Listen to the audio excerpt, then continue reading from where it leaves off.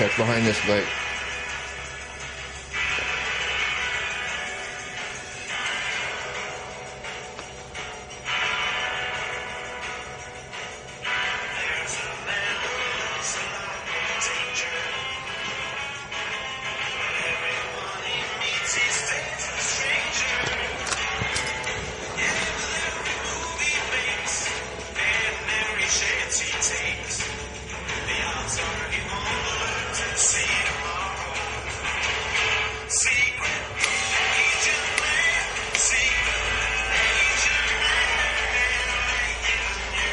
Lots of places for dirt in Vancouver where it rains and the dirt off the road is intense.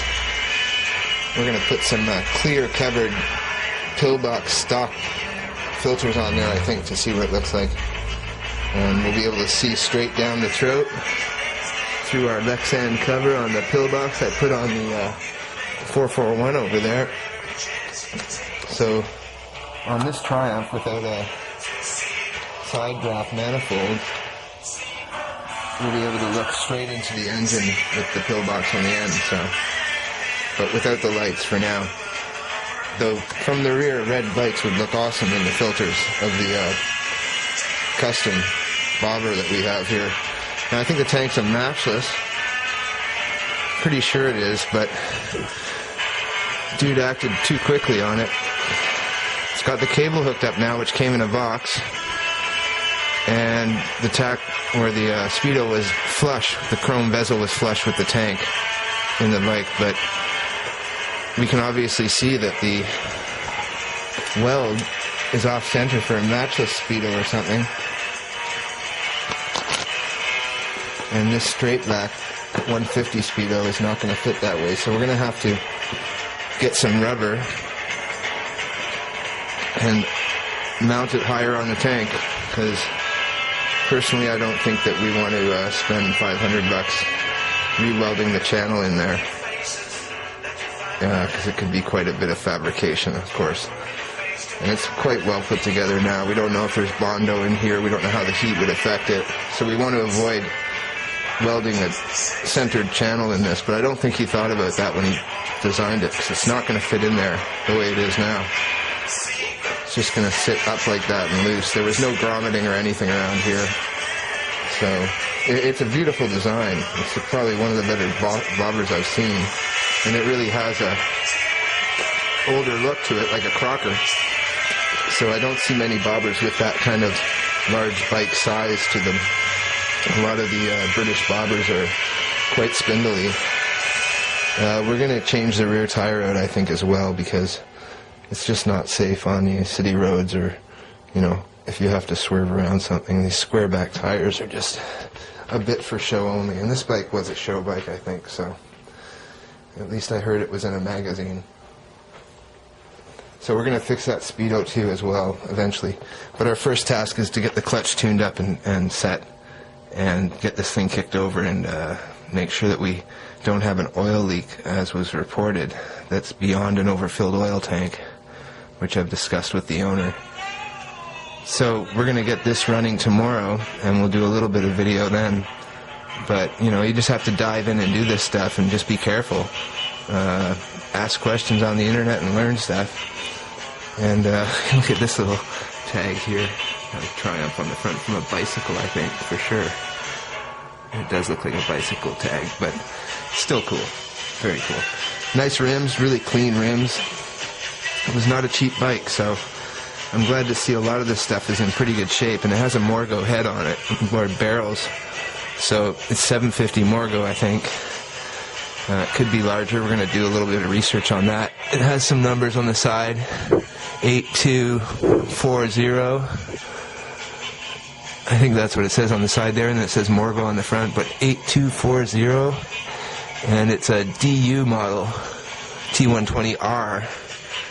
So I think it was supposedly a 68 engine, but I'm not sure. I have to check that. It's very clean, of course, as guys who build these things are looking for the looks. And if you looked a little closer, then you would see the problems that I've found so far. But those are discovered when you actually get it started and start running it. I think this is Bondo here, too. It's nicely done. It's really well powder coated. The whole frame looks like it's been really well painted, which is a trend in the custom guys to powder coat everything. But this battery electronics box in the bottom here, though, is not too encouraging for road wear. And the wires, like I said and showed you, are pretty loosey-goosey at the bottom there. I don't think I'd want to ride this the way it is. So we're going to tighten those up as well and put them somewhere else.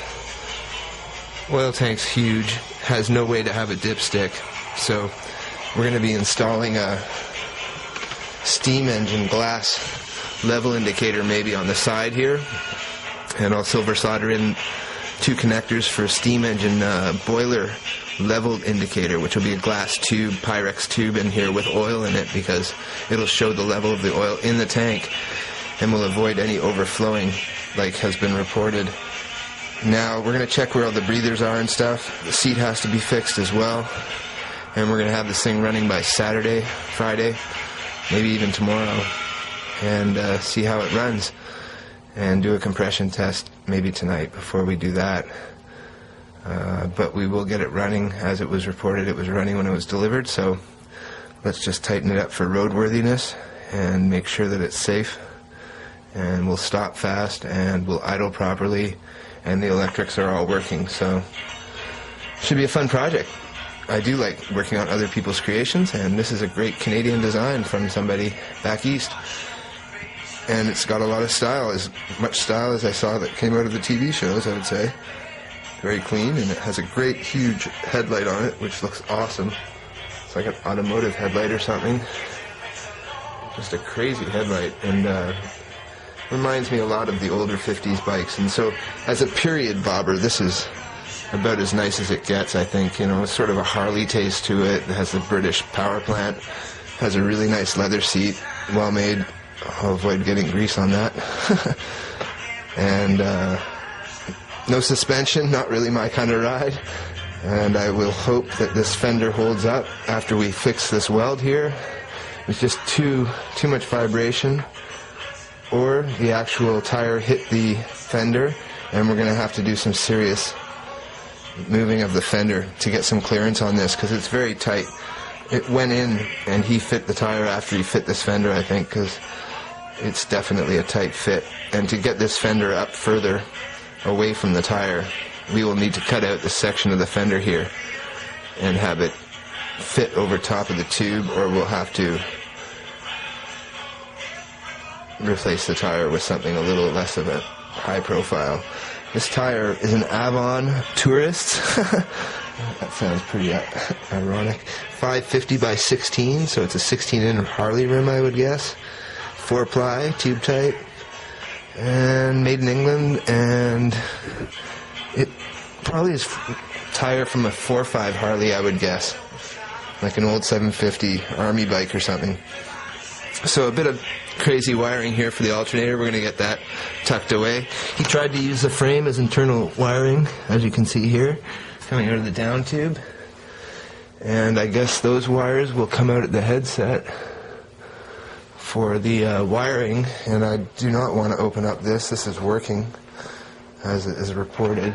So I do not want to open it. It's halogen. It's very similar to mine. It has no battery.